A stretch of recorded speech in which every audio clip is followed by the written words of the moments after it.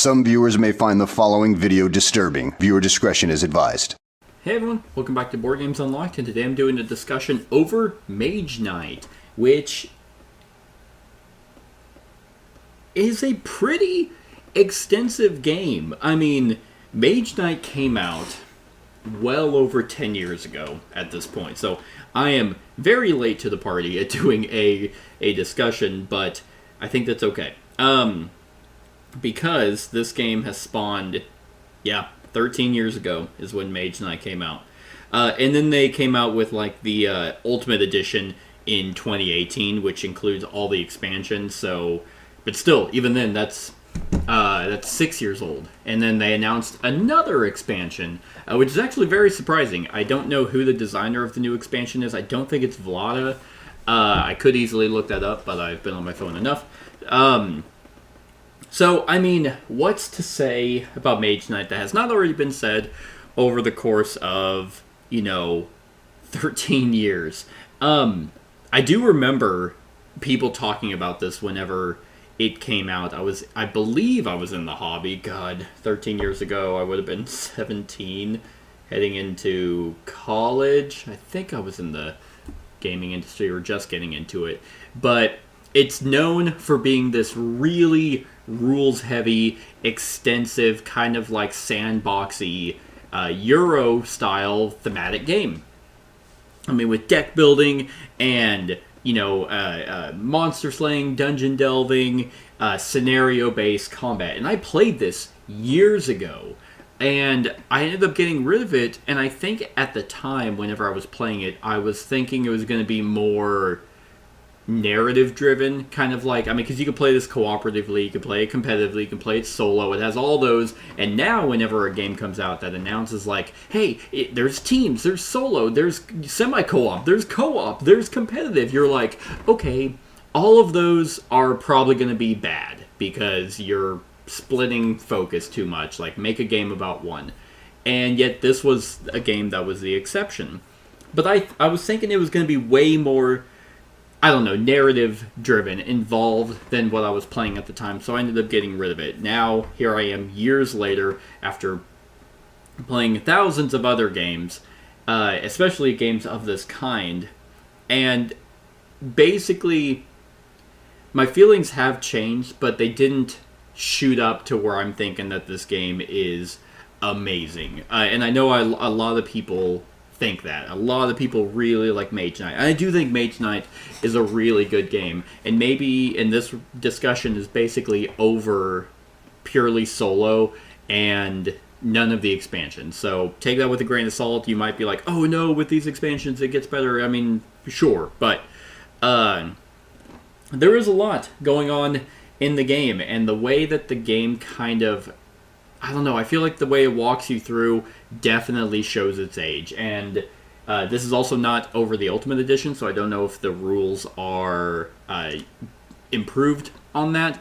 But it kind of front-loads you with a lot of info all at once. And even though that there's a walkthrough, like a game walkthrough, it's still a 20-page rulebook of the tiniest text imaginable, that it can definitely be overwhelming, even though the game tries to be like, hey, do this scenario, where really all you're doing is walking. Like, you're just trying to find the city, so you're playing cards to be able to walk.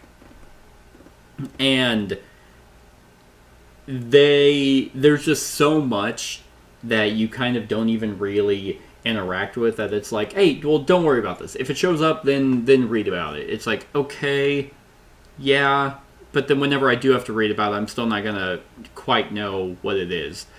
All that being said, with everything that is here, and, the amount of, tokens, and whenever it talks about crystals versus tokens, I like just that minor detail, looking at icons and seeing just these chits of monsters and being like, okay, what do each of these symbols mean? The game itself is actually not that complicated.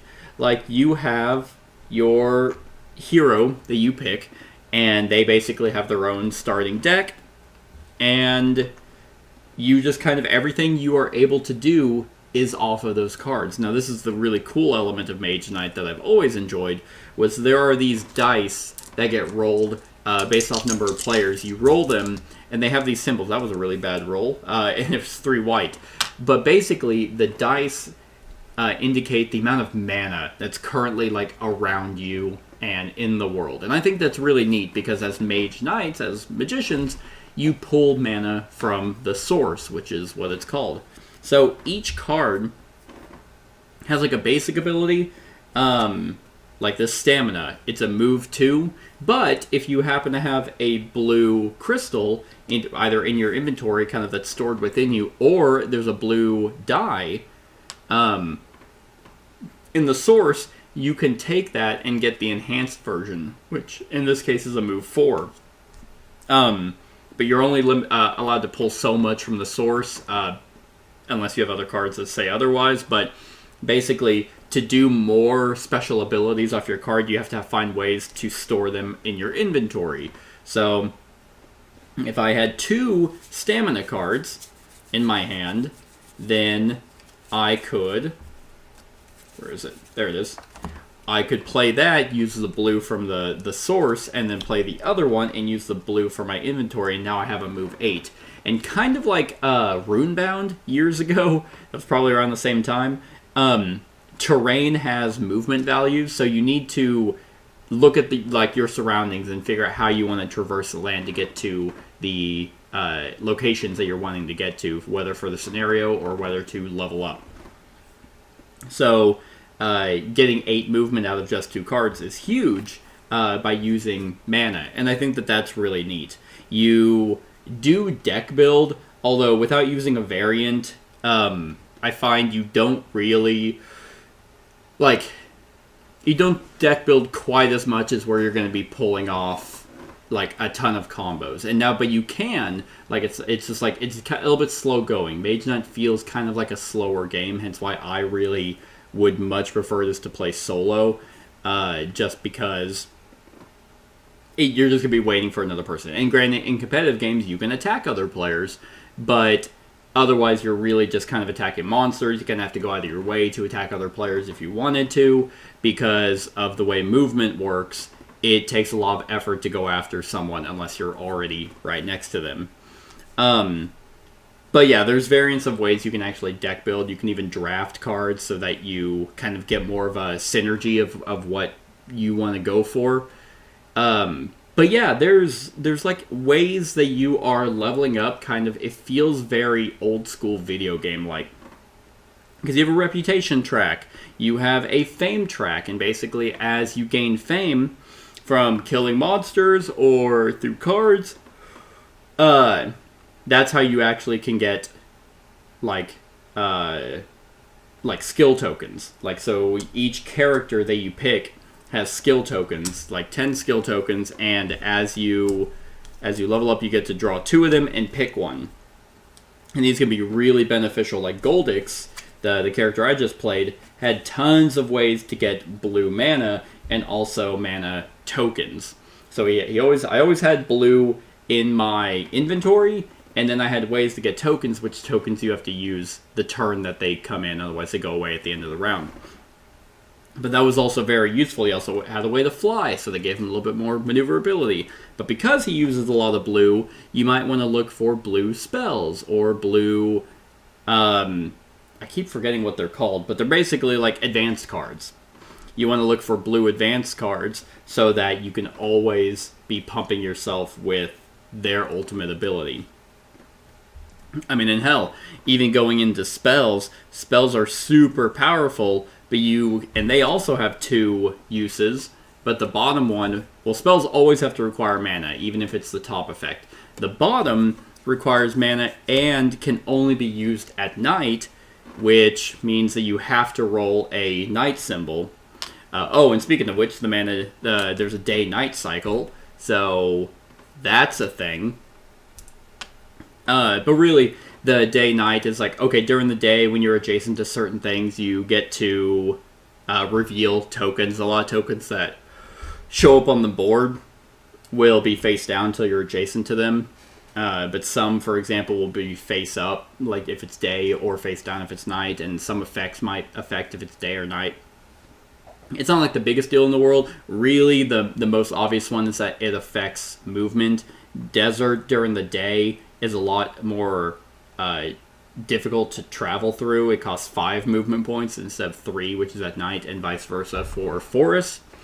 But that also is kind of your round marker. They do a really cool thing also with like the day-night cycle, in that there are these cards, these tactic cards that you can pull from, and basically it determines the initiative order as well as a special power. If you want to ensure you go first for the round, you take the 1, but then the other ones have special abilities like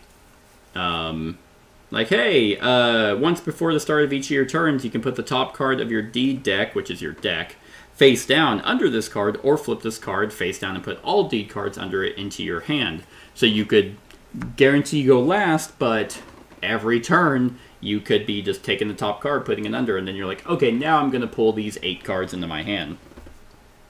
But yeah, there's a lot of like these player aids, essentially, for the different locations. They're double-sided, which is kind of annoying, because like I'd rather this should just be a sheet, like of just, hey, here's a reference sheet. Here's this game can play up to 4. Here's a 4 reference sheets, front and back, with everything that they need on their turn, as well as on the back, all these icons, so that when you're looking at the board, you're not having to share one card and be like, where the heck.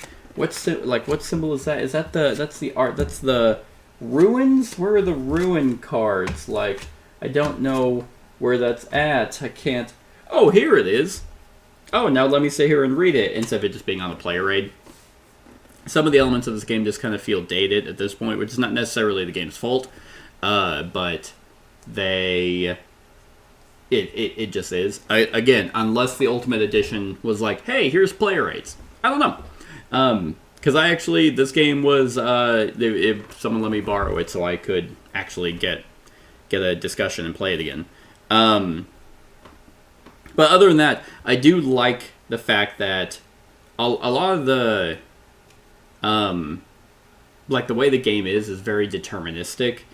Not in that you know what the tokens are going to be and stuff, but like when you go to fight something, you know that you're going to be able to beat it. Like, you know ahead of time that you're going to have these units, which units are what you can spend influence on to go recruit, so you can have your own mini army to help you attack or defend or give you mana or heal or whatever it might be. As you level up, you can control more of them.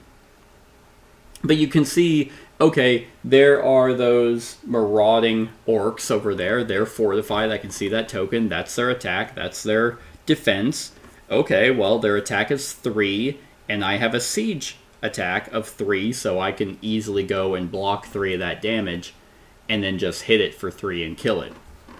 So, that's, if you like deterministic combat, that's kind of what it is. There's no randomness of, like, die rolling, or the only time that, even when you're going to attack a city, you know what level it's going to be. And so when you get adjacent to it, that's whenever you can actually see what tokens are there. So you can be like, can I take this city down by myself? I might wait. I know there are really powerful cards in my deck, so I might actually wait this turn and see if I can draw into them. Oh, wait, I did. Okay, now. And that was actually something that was really cool. Whenever I just played, I had these really powerful cards that enhanced my units. And then also it was nighttime, so I got to use this Demolish spell that cost a red mana, which I had a way to get a mana token to use the black mana, so it just said destroy a unit. Okay. And then destroy just that. Hey, look at that the hardest unit to deal with. It's just disintegrated. That was really cool. The artifact you get in the game, which artifacts are super powerful. They have like a really good one-time like basic use, but then a really good bottom use. You have to go into dungeons to go get these. But basically, it was the Sword of Justice, which allowed me to double the contribution of all physical attacks, and enemies lose physical resistance. So it's like, hey, I have a lot of attack cards in my hand, and that one. Okay, well, now I'm attacking this city. they lose physical resistance, and I also happen to have a spell, which was ignore sight fortifications this turn, so it was a really good combination of artifact and spell to go in and be like, and I'm just going to play all these attack cards. They're now doubled. They're not being halved because of the physical resistance, and they're losing armor, and they're not being fortified. So I basically just one-shot this city, and you can get really cool combos like that. Yeah, I mean, it has a lot going on, but I mean, this game is old enough at this point, you can see a bunch of how to play videos. There was a really good one that I watched by, I think it was Totally Tabled. He does a really good job. I've seen a few of his how to plays. And the resources are there. I would be shocked if there was not a player aid, like a printable player aid online, just because that's what fans will do for these kinds of games. I do think that this game is good. I'm just not insanely wowed by it. Like I'm not coming in 13 years later going, damn, yeah, no, this game is solid. I mean, it is solid. But I'm not like, you know what? I want to set up some Mage Knight. I want to just set this up and just play. Now, I will say the solo variant. So the solo variant is basically a timer, really, because they will have their deck of cards. Like, they're not another piece on the board. They're not going in and attacking units or taking sites or conquering sites. They basically have their standard. You pick a hero. In this case, it's, Arithia. And she will start with her 16 cards. And what you do is, at the bottom of each hero sheet are these symbols. So in this case, she started with 2 red and a white in her inventory. So what you do is you have the cards and you basically discard the top 3. And if the third card matches a color that she has in her inventory, you play more cards that equal that. So if this top card was a red, then she has 2 red, so you would basically just discard the next 2. Her deck is your timer, kind of, to represent that whenever she runs out, she'll call the end of the round, and when that happens, you have basically one more turn to go, and then it goes to the next round. So it's very straightforward, which is awesome, because like solo variants and conditions are like there's a solo conquest in here that was like, hey, basically go defeat 2 cities. If you don't defeat both of them, you just lose. If you defeat both of them, you win. So you kind of have 6 rounds, 3 day and 3 nights, to find the 2 cities and defeat both of them. Now, in my case, I got lucky that the top two brown tiles were the 2 cities. But it was still getting down to the wire because I was like, I need to somehow get to that second city, which required some finagling. But yeah, it's super streamlined. Like the solo variant is basically a way for you to just be able to play Mage Knight by yourself and just kind of go through the scenario versus having to have another person teach them a game. Although I imagine if you play this game a lot, you're going to be able to teach it.